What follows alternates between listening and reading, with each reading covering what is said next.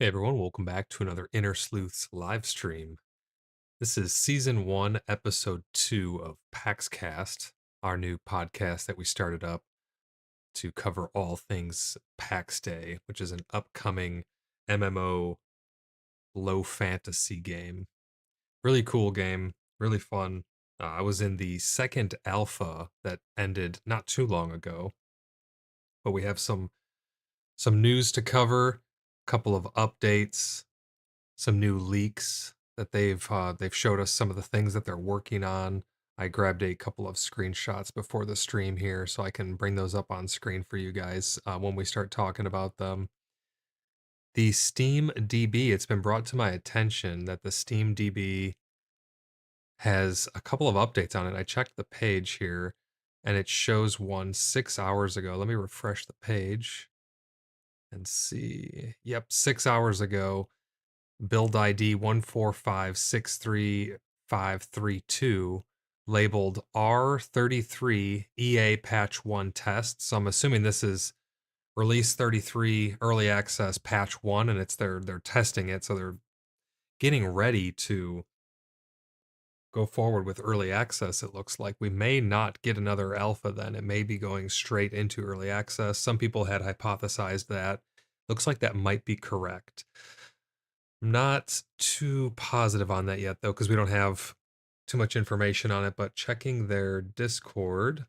I also posted our clan on the Discord page as well, so make sure you guys check that out, thumb it up, leave some comments on it, show some interest, so that way we can get some other people hearing about the Inner Sleuths and our clan.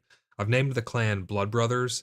I don't know if it's going to let us have that name, though, in game, because it was saying that it was blocked the last time in the early access that I tried to do. I'm not sure why Blood Brothers would be blocked, but funny enough, it let me go ahead and name it Cheeky Buggers, which was a little strange considering that's like English slang or slur. So I'm not too sure why it wouldn't let us have Blood Brothers, but it's not a huge deal. I just put it on there as Blood Brothers as pending, so hopefully we can get that addressed why it didn't let us have that name last time. But yeah, the clan will be known as Blood Brothers. Our tag BB, capital B, capital B. We're going to be in the Carrie's Tremin zone, that place that we checked out in our stream part 10 live stream for PAX Day that we did during the Wilderness Alpha, Alpha 2. If you did not see us checking that zone out, make sure you check out part 10 of my live stream series for Alpha 2, the Wilderness Alpha. We went all around the zone. We checked out a bunch of different potential building spots and stuff like that. So we're going to have to be quick and claim the spots that we want as soon as possible so we can build a nice little community there and get a lot of people to join our clan so we can all work together and enjoy PAX Day. We are up to 162 subscribers. The subscriber count on my subscriber goal has always lagged behind a little bit. It seems to have been a lot better recently. It used to be way behind, but we're steamrolling right up to 200 subs. That's our first sub goal. Really trying to reach 200 subs. The main goal is going to be getting to 1,000 and pushing on past there, but our smaller goals for right now, we have 200. We may go to 250 or 300 after that, but let's see if we can't get to 200. We are at currently, again, a 162. I'm looking at their Discord here, and on 5/24, so not too long ago, they have Sneak Peek Friday community update. And they talk about, we know you're waiting for more news on our early access release date. That will come before too long, but for real this time, they say. Our team is still preparing for early access. We'll announce it when we're ready to do so. We don't want to promise anything too far in advance, just in case something happens in the meantime. So they are definitely pushing for early access. It would be my guess that there will not be another alpha. If there is, it would be very short and probably not scheduled. I would think that if there is an alpha, a next alpha, alpha 3, that it would probably be a spur of the moment thing that they need to get something tested before early access release. I could be wrong on that. They may do another, they may have another one already planned.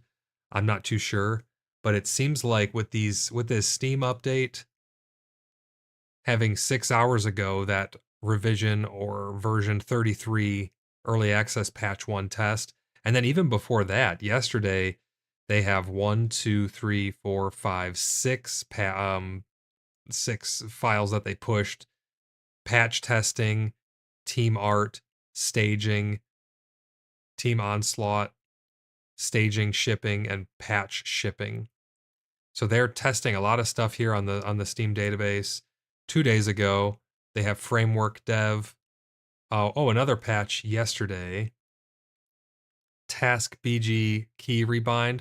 They did talk about how they were adding support to allow players to rebind keys and such. So that is probably what that is. Let's see, anything else of note on here? It goes all the way back to 6 months was their first post on here. I see under branches. Yeah, it looks like those are the last major updates there. But kind of exciting to see that EA Patch 1 R33 test 6 hours ago. Not sure how close that means it really is, but it's really good to see motion there. Also, with their post on their sneak peek Friday on their Discord, they also showed off some pretty interesting stuff. Let me bring them up on screen here, and I'll describe them for those of you who are just listening. So our first little sneak peek here is a couple things of armor. So this one here, really nice green color. I'm assuming we'll be able to dye armor colors. This looks like some type of maybe reinforced cloth armor. I don't think this is just clothing. Let's see what they say about it. Or they say, first, our character team is giving you a behind the scenes look at Gallia's fashion show. They're working on new types of fabric and clothing. Okay, so this may be a cosmetic accessory then, knowing that they've said that. But it looks pretty nice, honestly. It looks like it'll flow nice. Their cloth physics need a little bit of work from what I remember what the cloaks looked like. But this is the first one. Here's the second one, is a modified version. It looks like maybe it offers a little more protection, or maybe it's just, again, maybe it's just a fashion statement, but it comes a little further down on the arms and has leather cuffs, it looks like, by the wrists. But I really like both of these. I like the direction that their art is going. The game looks beautiful. Like, honestly, it's one of the best looking games. I have a bunch of shorts showing off some great views, some really interesting and unique places that we visited. But those are 2 of the leaks. Let's see, leak number 3 looks to be a feminine dress of sorts. This looks great. I like the belt on it, that dark red color on the sides there. And they have a second variant of this as well, with some absolutely ginormous flowing wrist cuffs. But those look really great. So it's cool to see a little bit of behind the scenes of what new clothing and potentially armor is going to be coming our way, either for early access or Alpha 3, whichever comes first. All right, I'm going to hide these off screen now, and let's bring up our 5th image that we have. This is kind of exciting news here. So this, as you can see on screen right now, is the new labels that we're going to be getting for chests. So they say the team's been working on a long time requested feature, signage for chests. This is still a work in progress. They say they have about 60 signs in the works so far, but what they just wanted to show us some of them so that way we know that they're actually coming. So some of these signs here looks like the PAX Day symbol there in the top left, a mushroom, scissors cutting maybe some type of cloth. So maybe it's a cloth tab or a cloth label, question mark. I guess that's for a dump chest or something of that nature, or just miscellaneous little doodads. Got some logs being chopped, so that's going to be for all of your woods. Maybe even put some saplings in there. This one looks like a sun. I'm not too sure what you would put in there, but yep, you got that nonetheless. I mean, honestly, like the more signage you have, the better, because then you get to choose your own organization method. If they just limited you to some very generic ones, then you're kind of forced into that corner. But it's cool to see that they have all kinds of different signage here for us to use. Another one looks like a fancy ring of sorts, a cauldron, a heart. This one looks like a needle and a bobber with thread. So maybe the one with the scissors could be like cloth, and this one could be threads or materials used to make threads, like our favorite flax. If you haven't seen the flax stream, make sure you go. I'm not sure which episode. I think it was like 2 episodes of my stream. I was collecting flax for the majority of it. We were still having a good time and bullshitting along the way, but yeah, I had to collect a lot of flax, and that was some of the pain points we talked about in our last podcast episode, in the first episode. Then it looks like we have a leather icon, then potentially a blacksmith icon, armor, gems, weapons. It looks like a sword and a mace crossed there. Maybe planks for the next one, because you have some wooden, looks like wood planks with a saw. So that's maybe some processed wood. You got a bow and arrow, alchemy. We never actually got to mess around with the alchemy too much. I made the table. I believe that was part 10. It was either part 9 or 10, but we made the alchemy table and we saw I can't remember exactly what a lot of the ingredients were that were required for it, but I do remember seeing a lot of the recipes that were in there, and it was some pretty cool stuff. I read something. Where did I read it? I think it was on the is it on the Steam page? Yeah, so here on the Steam page, actually, when I was looking at SteamDB, they say, "Welcome to a vast social sandbox MMO inspired by the legends of the medieval era. Here, myths are real, ghosts exist, and magic is unquestioned." That's intriguing to me that they say magic is unquestioned, because I wasn't too sure how deep the magic system was going to be in this game, considering they talk about it being low fantasy. And it may just be low fantasy or medieval fantasy because there's no playable races other than human. But magic is unquestioned. I remember during the alpha, there were magic slots and carved stones, I believe, collar stones or carved stones or something like that you could get off of animals. So there's some type of corruption and cursed animals. There's some type of infested animals. There's some type of stone you can collect from these animals. I'm not sure if they're under a kind of spell of sorts. There were dark druids, or what I perceived to be dark druids, out in the woods, and they had all kinds of animals around them. Animals that normally would not be packing together, like wolves, boars, and bears all together. So it'll be kind of interesting to see what type of how the magic system unfolds. I'm really curious to see how that's going to pan out. Their spells do use a similar system like World of Warcraft and probably a lot of other MMOs, where once it's cast, it does track you, which feels a little bit odd for this game because it's a much more realistic game, a realistic looking game and playing game than, say, World of Warcraft. But let me know what you guys think about the potential magic. What kind of magic do you think is going to be in the game?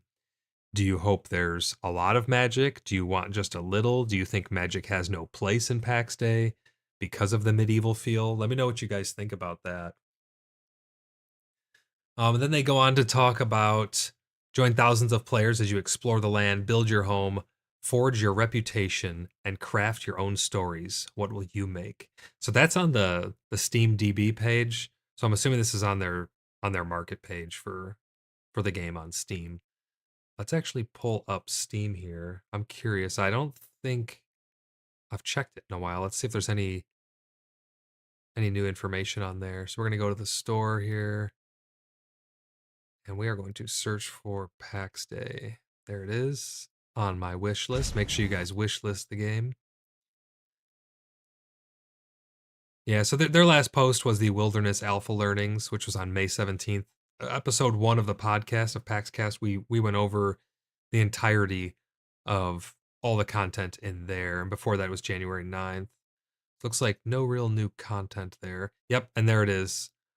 What world will you make? And then it has that same description. So their Steam DB has the same description that they have on there. Let's see what else they posted on their Discord. So yeah, they have a link to that Wilderness Alpha, their learnings. Let's see what other signs we have here. And then there's metal. So obviously you got your ingots. After that, you got your blacksmithing, and it looks like food. But they talk about there being over 60 signs, or I guess about 60 signs that they're working on. 3, 4, 5, 6. So there's like 21 of them. I was just counting them. There's like 21 of them here. So probably more than, well, I would say more than double is going to be coming of the different signage that we're going to get. I wonder if these can only be attached to chests or if you can put them on walls, because that would be interesting. Put a generic label on the outside of a room or building. I know there's exterior signs. I've seen some of them on. Actually, it was brought to my attention too that for the people who remember, that clan that was building up on top of that hill on the server I was playing on for the alpha, I'm pretty sure that was Asmongold's guild up there. They had some pretty cool buildings. It was really cool to see. I hope that our community, we can build some pretty cool stuff like that as well. But yeah, I'm pretty sure that that was Asmongold up there. And I know some viewers actually came over because they were watching Asmongold's stuff, and he brought a lot of attention to the game. And I got some people who joined the streams and joining the Inner Sleuths community because of Asmongold. So thank you, Asmongold, for that. Your clan, if that was your clan, that little village you guys had going on was really cool. It was really great to see. I think the community in this game is going to be very, very good. It's going to be a lot of people having to work together and trade and stuff like that because of the difficulty of the game and the way the progression works. And if everything stays how it was in the alpha, then teamwork is going to be of the utmost importance, because crafting, trying to master everything on your own is just going to be way too much to tackle.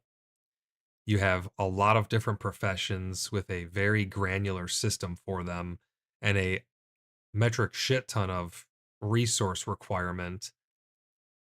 So it's going to be pretty difficult to do that on your own. I'm going to take this image down and I'll bring these other armors back up just so you guys can have a visual on screen for those of you who are watching and not just listening.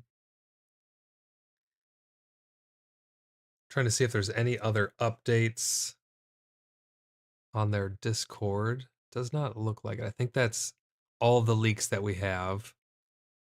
So that's the update on the early access that was just posted to Steam, the Steam DB. That was the news that they posted to their Discord regarding the new armor, or clothing, rather.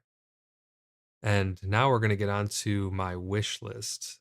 We're not going to go over everything in my wish list for the game, but I do have a couple things that I do want to talk about. Don says, greetings from Germany. I hope we'll hear more about early access in the next days. Yeah, I'm hoping so too, Don. I really think we might, considering they just pushed 6 hours ago, well, probably going on 7 hours now, that R33 early access patch 1 test. It's really great to see that they are ramping up, and the fact that they posted on their Discord talking about they know that we want to know the early access release date and that it'll be coming before too long. And then it's funny because they say but for real this time. So I guess they had a thing where they were talking about early access before and then it didn't actually come to fruition. It's a massive undertaking to make a game like this. I don't want to downplay it at all. And every time I always speak true. I'm never going to bullshit you guys. I'm going to tell you the good and I'm going to tell you the bad, and I'll tell you the ugly as well. I'm not beholden to anyone, so I just say it as it is. So if they drop the ball, I call it out, And if I give them praise, it's definitely earned. And watch our last podcast, listen to our last podcast, listen to, go back and watch a bunch of our streams. We have 10 parts that we did on the Wilderness Alpha. We talk about a lot of the bad stuff. And in our last podcast, we went over a lot of the different things that I thought needed work. And in this stream, in this podcast, we're gonna be going over my wish list of things that I think would just be really great additions. It's probably more far-fetched that a lot of these would get added in. Some of them I could see getting added in, but you never know. I mean, it's always good to be hopeful, I guess, of the things that we would like to see brought into the game. Oh, one last thing before we get on to my wish list. I did notice, let me see if I can pull up the post here. It was under, what category was this in? It wasn't under community resources. Official game info, and then it was in dungeons. So if you are a part of the PAX Day official Discord, under official game information, they have a post called Dungeons. Oh, also, by the way, Don, if this is your first time coming to the channel, we're going to be doing a big community build for people who want to join the clan, Blood Brothers.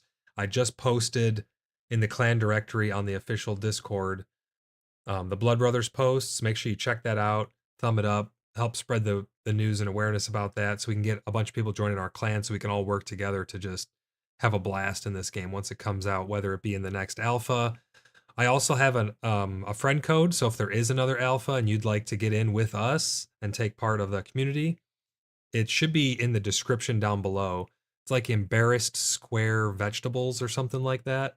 But make sure you copy paste it exactly how it is to your friend code if you'd like to join with us. And any of your friends, you can give them that code too.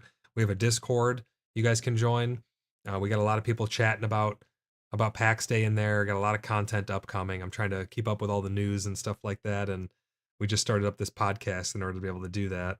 I'm probably going to have some guests in the future, and we're going to talk about our plans going forward, our different specializations and things like that for our clan and how we're going to play. And I'm going to be live streaming a lot of this game. So if that all sounds great to you, make sure you join our Discord, and then on the official Discord, check out the Blood Brothers post that I just put. Help bring some awareness to there. But yeah, back on point, there is a post about dungeons. It was posted more than 30 days ago, but I just found it now. And it's talking about some of the dungeon visuals, the visual representations. And these dungeons look amazing. The fidelity in them is just next level. The foliage that's creeping in, the lighting, the whole atmosphere of these dungeons, it really gives me vibes of Conan Exiles. Conan Exiles, I think, did dungeons really, really great. I'm not opposed to instanced dungeons, especially in MMOs. Like, they're going to have to be instanced. But doing it in a way that makes it feel like you're still part of the real world and you're not just going through some portal into a non-existent realm, I think that's key. And it really looks like they've captured this, at least from these screenshots. They look like you'll be able to just go down in maybe a slight loading screen. That would be okay. That's perfectly fine. But the aesthetic of these dungeons just looks so cool. And I think they talk about some cultists somewhere. Yeah, they talk in the last post about it. They say there's some natural cave sections with deep in the cultist dungeons. I remember in one of our live streams, it might have been one of the middle parts. I can't remember exactly. We were down in a wolf cave. Very cool place. I did some shorts on it as well. There seems to be some ancient altars. I'm not sure if they will still be in use or not, because it was an alpha, so it's, we don't know if it's how it's going to carry over to the final product, but there was some very cool, it looked like cultist activity going on down in these caves. Some of the pictures have, let's pull up this one here. I know you guys can't see these ones. I don't have these ones prepared like I did the armor, but it looks like there's some bodies hanging from the ceilings like cocooned or something. Or otherwise, I'm not too sure what those are. Those have to be like cocooned bodies. So that's kind of creepy. Giant spiders, cocooned corpses. But I really like the direction they're going with these dungeons. I didn't know dungeons were going to be a thing, so that's kind of cool to see regardless. They also have some posts on lore. Let's see, what else is there? Zones and provinces and home valleys. So they got some information on the. Maybe we'll do a an episode 3 on different locations and talk about a bunch of the different zones. I don't know too much about all of the different provinces. I was in which province was I? I was in Mary or Miri, and I was in Down, right in the middle. That's where I was for the early access. And I really liked that zone, but I think that going to Carrie's Tremin is going to be the move for us. So that's where we're going to be putting our roots as blood brothers.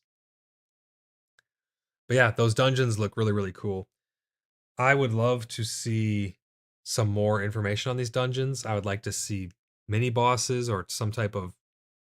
It's going to be interesting to see how they do bosses in this game because, yeah, you could just make them a big, strong baddie that you need a team to take down. But lore is going to be very important for this game. And they do have some posts on lore on their Discord. They say all their dungeons are handmade for a reason. And they say a lot of reasons, in fact. Dungeons are always steeped in lore, mystery, and purpose. Without it, there'd be no point to making them all by hand. So that alone sounds very intriguing to me. Having dungeons that have a ton of lore in them is going to mean that the bosses actually have a place in the world. You could have bandit kings having a whole underground operation. I love when dungeons and bosses all get wrapped up in the lore and just pull the whole game together because you can tell stories in dungeons more so than you can in the open world, in my opinion. And I feel like that's why instant dungeons exist in a lot of games because the storytelling aspect of them is so much. It's a lot more isolated being in a dungeon as opposed to in the open world. Obviously, you need some touches of them in the open world to make the connection, but you can really get deep into dungeons. Yeah, we'll probably do in the next post. Or in the next episode here, we'll go over a lot of the lore. We'll do a lore podcast as well. But on to our wish list now. This is a list of things. I don't have an exact list. I have topics. And then I have things that I would like in my mind, the things that I would like to see brought to the table for these topics. And again, I do all of these live. These aren't scripted. I'm just going off the cuff. I have a couple of talking points, such as these armors you can see on screen and things like that. And I go over the updates. But all of my wish list items and things, they're just in the back of my head. They're things that we've talked about before, some that I haven't. But we'll start off with combat. So the combat and skill system, I feel, is in a pretty good place right now. I talked a little bit on the last podcast how I would like to see more of an emphasis on if you are using a certain weapon, you kind of have to be dedicated to that type of certain weapon or combination of weapons. I would love to see dual wielding. I think dual wielding in a game like this would be so much fun. I normally enjoy dual wielding because it's a more fast-paced offensive style as opposed to like a sword and a shield. Sword and board is more defensive, obviously.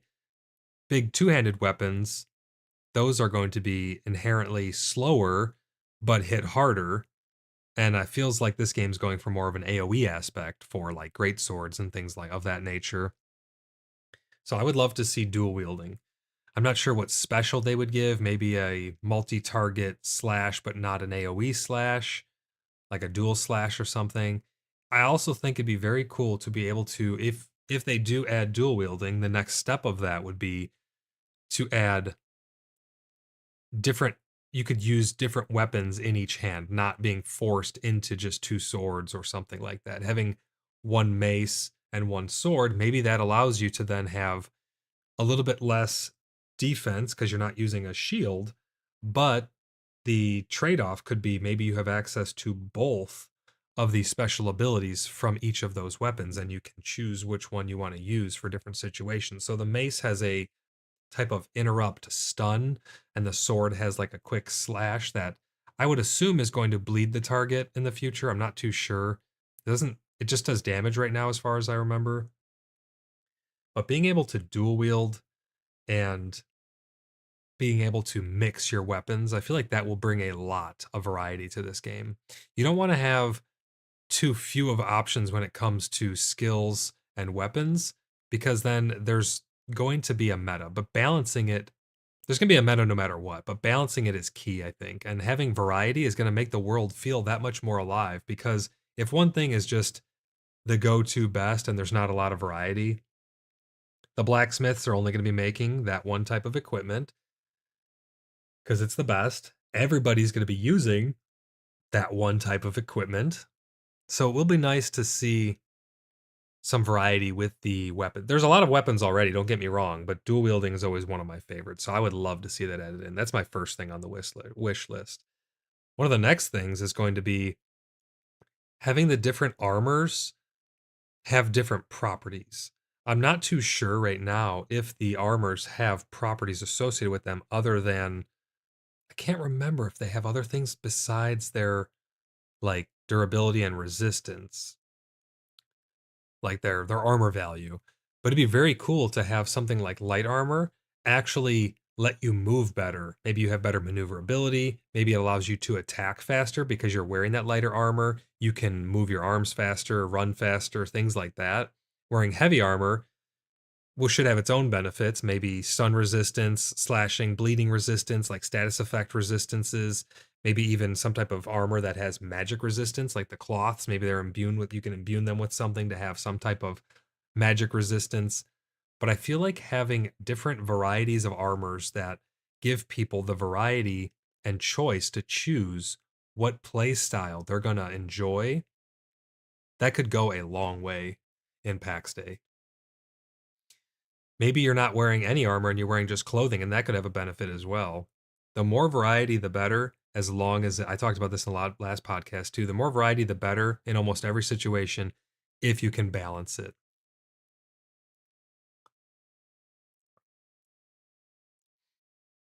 But having some heavy armor for toe-to-toe combat so that you can have a lot of resistance. Maybe, you know, you have bite resistance, you know, from pierce resistance from the animals when they try to bite you, slash resistance. Maybe chainmail would probably have, trying to think here. So plate mail would probably have more blunt resistance, and chainmail would have more slashing and piercing resistance. Leather would probably be worse at both of those categories than those two, but it would have much more mobility. I feel like chainmail or ringmail is just probably going to be the go-to if they do a system like this, because chainmail offers a lot more flexibility, and the only thing you're really going to be susceptible to is fine puncture wounds such as arrows and blunt. Because whereas plate mail is going to offer more blunt resistance, being a solid surface, you're going to get much more of the impact through chainmail. But yeah, variety of weapons, that dual wielding, and just having a lot of different benefits to the different types of armor will be really, really nice to see. In terms of skills, it's not really skill related, but right now you can switch your weapons mid combat, and it's very awkward because you can go from a two-handed weapon to a sword and shield almost seamlessly. And the problem is, I don't think if I remember correctly, I don't think they share a cooldown. So you can do like the pierce attack of a spear, switch your weapons almost instantly, and then do a shield bash stun with a shield, and then move right into a stun with a mace. You could do a lot of weird combos like that because they don't have a system to prevent something like that. So it'll be nice to see them implement either a stamina hit when switching weapons or a long animation that makes you vulnerable. Some type of vulnerability should be incurred when you're trying to go about switching weapons or something like that in combat. I'm also curious to see how many different types of spells or other random skills we're going to acquire, because it would be nice for the skill system to have maybe not just passive bonuses of increasing your damage,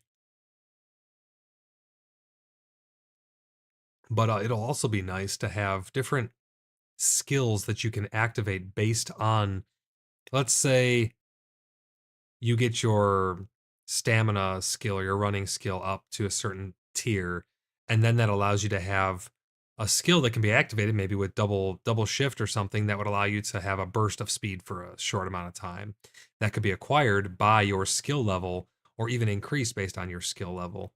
I really like when skill systems get down into the nitty gritty. Very detailed skill systems they can be fun because they just give you, again, a lot more variety and things to work towards. Having small goals in games, small things to work towards, can really go a long way. But yeah, that's just a little bit about combat and skills there. The next thing I want to talk about is crafting. I'm really hoping that the crafting system can get some more depth. Not just depth in the sense of, oh, I need all of these tiny materials, so I need to have all of these professions at least this skill level. I really like how Vintage Story does their crafting. It's very hands-on, and it makes it feel so much more real. It's not just waiting for a progress bar or waiting for a machine to finish crafting something like it is like in V Rising, for instance, one of the other survival games that I play. Your castle is alive. It makes sense and it works in that game. With your castle being alive, your crafting stations are just constantly crafting as long as they have the required materials, right? So they're just constantly pumping out materials. You can then collect the materials at your convenience. But Vintage Story, which is a Minecraft type spin-off, it's very different from Minecraft, but it has a system where when you want to blacksmith something, you actually need to make an earthen kiln. That earthen kiln, you have to actually put materials in it. It's not just like an inventory where the materials are disappearing. You're actually placing them into the world. I have a couple streams that I did on Vintage Story. If you'd like to see what I'm talking about, you can check those out.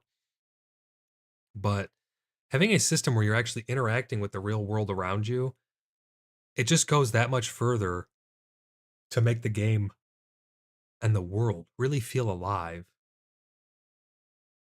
So having to place the charcoal into the kiln and not just put it into an inventory of the kiln. And again, if you watch my streams on Vintage Story, or if you played that game, you'll know what I'm talking about. But that type of system, I feel, just really pulls it all together. So you make the kiln, and now you need to make your ingots, right? So you'll need raw material, obviously, fuel source, the charcoal. Pop it in there, you get your ingots. And in Vintage Story, you need them to, you put the raw material into a crucible first, and you make it molten. And then you pour it into a mold that you made and fired out of clay. And then you have to wait for the molten, whatever it is, metal to cool off, and then you have an ingot. Now that ingot can be refired to heat up to a temperature where it can be worked, placed on an anvil, and you actually hammer out the voxels into the direction of what it is you're trying to make. And each piece of equipment has its own like design or pattern, if you will. I'm not saying they need to get that deep, but on my wish list for the crafting, I would love to see something with a little bit more depth like that. That would just be over the top for me. That would be like perfect, just amazing. Because right now, the crafting is very in depth in terms of the skill level required and the materials required. So you're going to need a lot of materials, which is fine. Hopefully, we don't need as much flax as we did in our couple of our other streams. But I would love to see the crafting system get more depth in terms of how you interact with it. The other things for the crafting system are going to be ironing out a lot of the pain points. And this isn't like something outlandish that I want added. Obviously, it's something that definitely should be ironed out before the game goes live. And that's just all the little pain points in it. Some professions feel like they're missing a couple recipes in the middle. They go straight from trivial to very hard to make.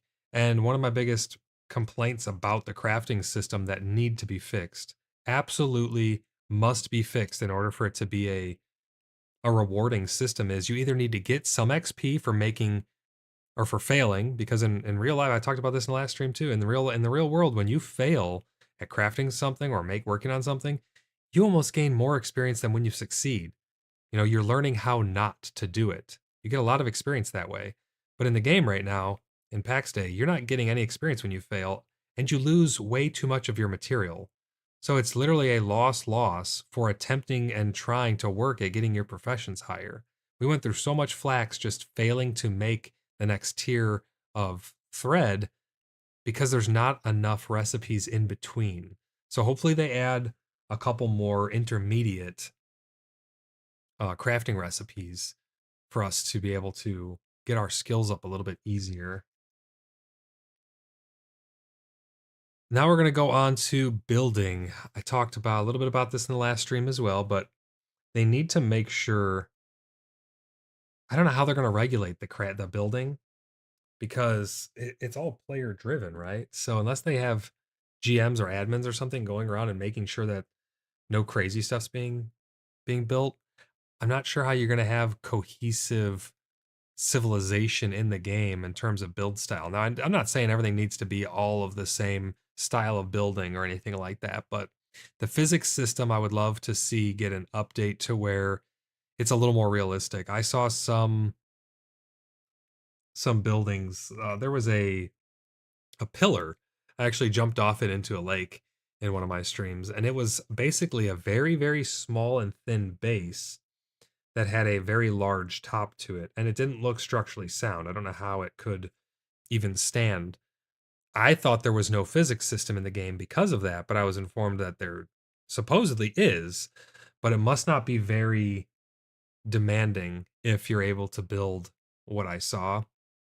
So I would like to see the physics system get an overhaul to force people to be building things a little more realistic. I'm kind of a stickler for that on my Minecraft servers. I always have rules. You can't have floating structures. You can't have like crazy things that don't make any physical sense and stuff like that. And I think there's a mod, even like Terraformacraft or something, it adds in like block physics and stuff to Minecraft. But having some sort of advanced physics system, like Valheim has a physics system that I think works pretty well. Theirs is very stringent. You need to have structural beams and stuff like that. And that would be great to have in this game. You're going to have to think about your architecture. It's going to have to make sense. And it's going to almost soft push people and force people into a build style that makes sense for the era. And I feel like that would only be a good thing for cohesion. They did talk a little bit about how there were a couple bugs that were allowing people to gain access to other people's plots. I'm pretty sure that'll be resolved. And I think players need to be pushed back off the roads just a little bit more. I think there was a bug that was allowing people in some spots to be able to build on the road, but I feel like there needs to be a little more emphasis on pushing the players out into the wilderness a little more. Going off of crafting a little bit is gathering. The gathering system as it is right now is not too bad. If they can fix the crafting system to give you back more of your materials when you fail or XP when you fail, then the crafting will not feel as bad as it does right now. Or not the crafting, the gathering. Because right now you need to gather a shit ton of material, which is, again, that's fine. Stack sizes need to be adjusted because it doesn't really make much sense. You can have like X amount of clay, but then you can have less like flax. It's really strange, the stack sizes, how they were. I would like to see an inventory system that allows for some type of carrying instrument, like a backpack or satchels or pouches that you can augment your armor with. That would be very, very cool. I always liked that from Skyrim.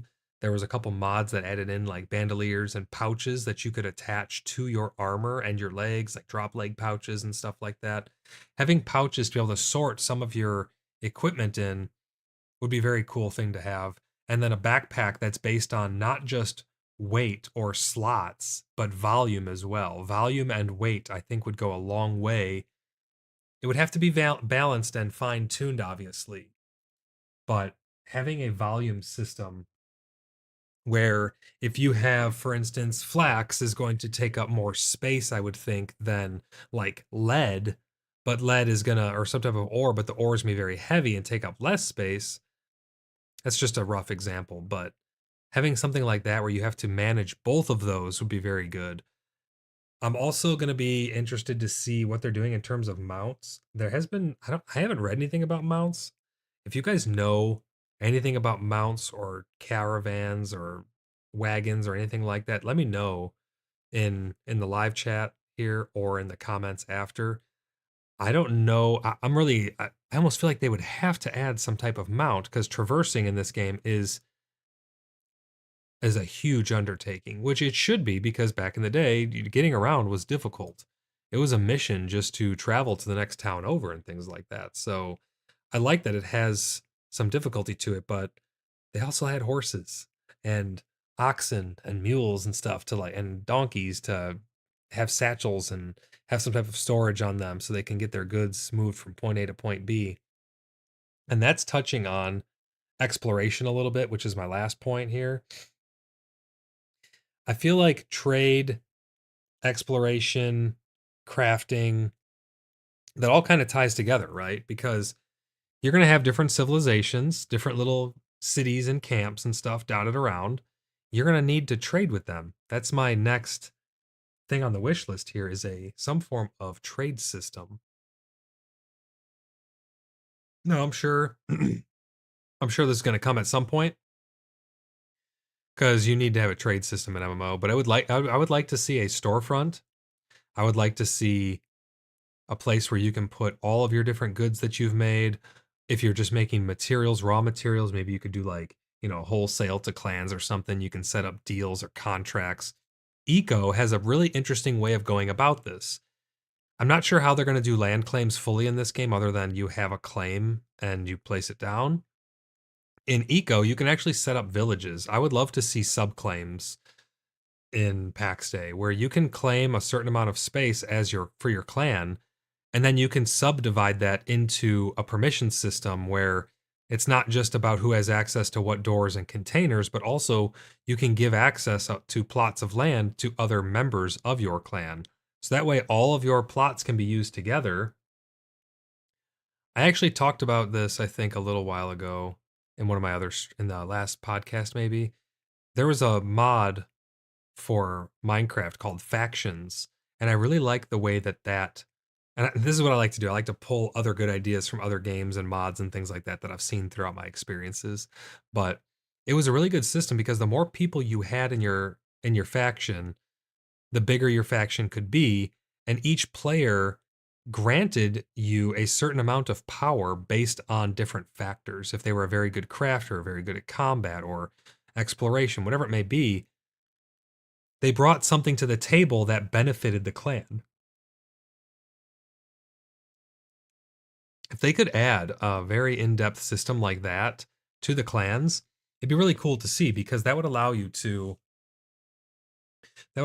have a big claim for your clan, and then the leaders or the however you have it structured, for the ranks, they could subdivide up all of the different plots to all the different people inside your clan. So you could have a blacksmith, and the main person who's the blacksmith and maybe their apprentice could be appointed ownership over that claim, that subclaim.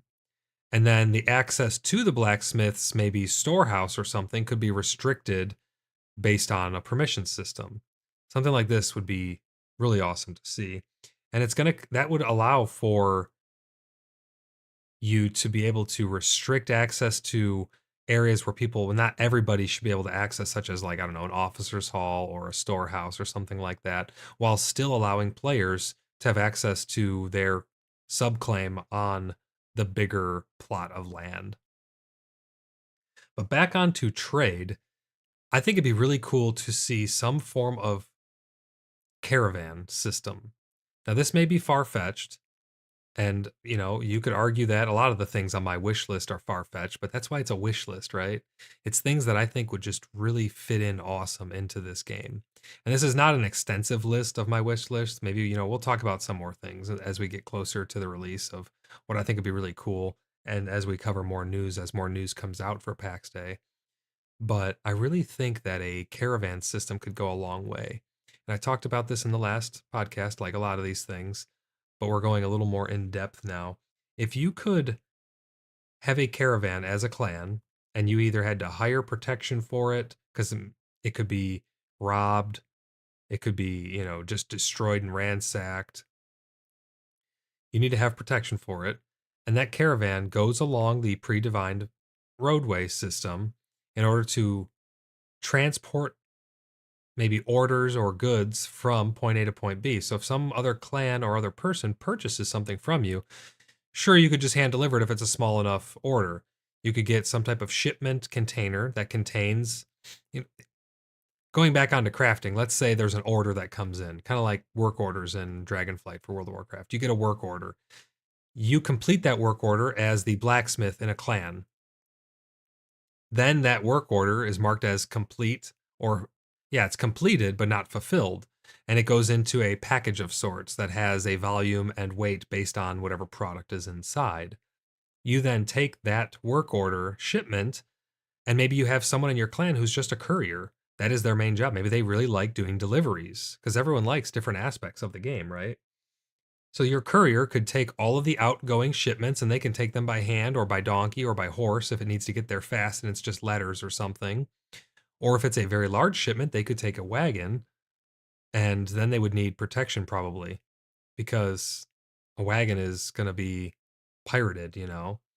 A system like that, I feel, would make the game feel very, very alive in terms of the the market, the trade system, the interconnectivity of clans. The world is going to feel alive. Bandits are going to find out what your trade routes are and be able to intercept them, so you're going to need to have protection. Going through the PvP zone could be faster to go from zone to zone, but a high risk, high reward, right? Maybe you have deadlines for contracts and stuff like that. That would really be a great system in the game, in my opinion.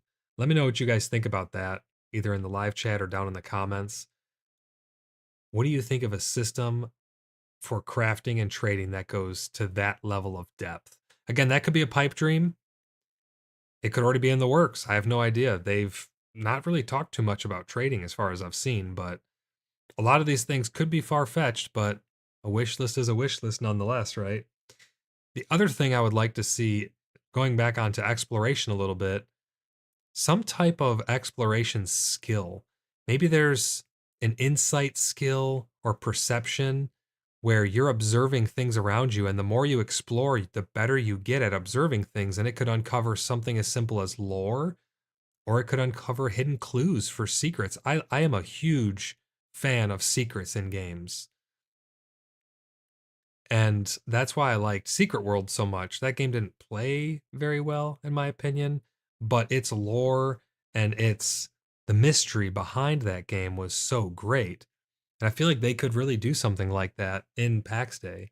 Have a perception or an exploration skill of some sort that allows you to, the more things you experience in the game and the more different zones you discover and explore, the more fog of war you clear, you're increasing this, whatever this skill would be, perception or exploration skill. And that's going to allow you to perceive things that maybe other players would fail to, which could then give you little tidbits of lore and stuff like that. It's going to be very interesting, the game not having NPCs for quests and such. I do hope that they implement some form of quest system, maybe in the terms of a bounty board. Again, pulling information from one of the Minecraft mods that I've used in the past, bounty boards, you could put up quests on a bounty board, and then other players or clans could fulfill it. Maybe you have a board in your town hall, and traveling mercenaries could come into town. They go to your bounty board. They say, "Oh, look, Blood Brothers needs 50 pelts of, from boars. I can do that. I'm a gun for hire, So then he goes out, collects them, brings them back, deposits them at the bounty board, goes into a secure box of sorts, or is received by a member of your clan, marked as completed, and then boom, they get their reward. Maybe it could be currency, or it could be maybe that you could give multiple options for rewards. It could be currency payout, or it could be some type of other material. So they would get to pick which contract payout they wanted, or a combination of both, or maybe you could just come to an agreement on your own.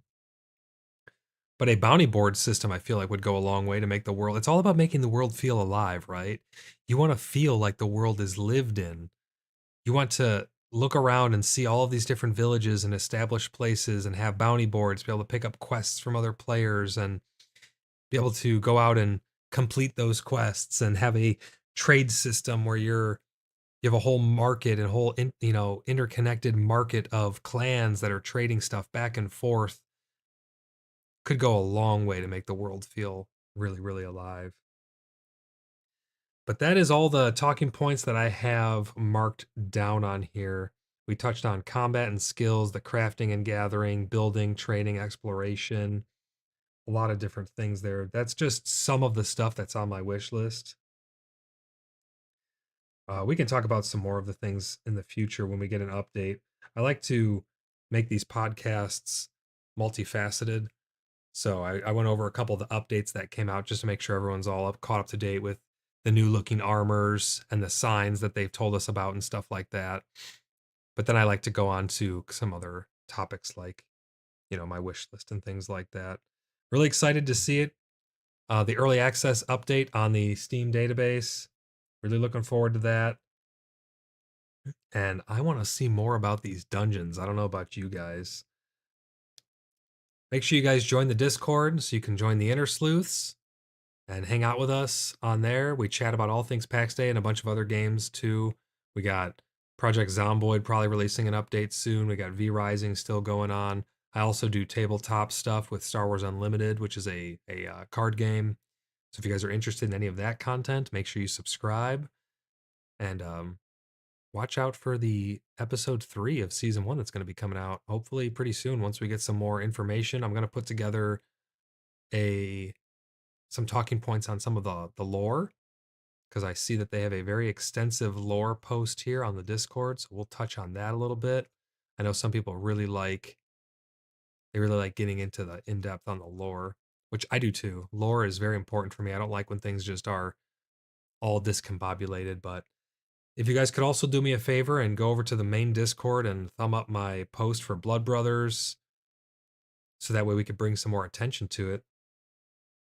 And I put a poll on the Inner Sleuths Discord for which region works best for you. Because I know we got some people who are in Australia, we got some people in the UK, other people in Europe, some people East Coast, West Coast in America. Let me know which region works best for you. If they have a central region, we're probably going to be on there when it does come out next, either for the next alpha or for the early access. But I'm trying to determine if they don't have central, if it's going to be East Coast or West Coast. I think West Coast is better for Australia.